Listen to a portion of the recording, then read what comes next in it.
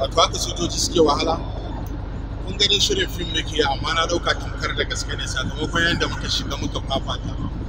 A wannan fim da muke gani fim ne wanda ake kira Operation Last Girls, wanda ya kunshi jarumai daga duniyar fina-finai na Kannywood, Nollywood, kai da hadda Gollywood ne ko das Ghana. Fim din da ya kunshi jarumai sosai, kuma fim din da muke gani ana kokarin yin shi ne don a inganta ayyukan fina-finai a Najeriya. Mun samu gudunmawar gwamnati ta inda duk abubuwan da muke nema yanzu za a iya bamu domin mu inganta fina-finan.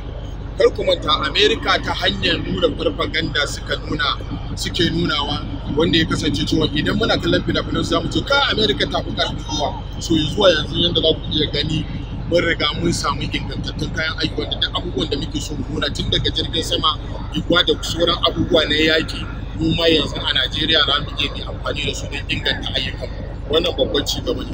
Don haka muna gode ma wannan gwamnatin da ta bamu haɗin kai, muna gode ma shugaban sojojin Najeriya gaba ɗaya, da kuma daraktocin da suke ɗaukar shirin wannan fim.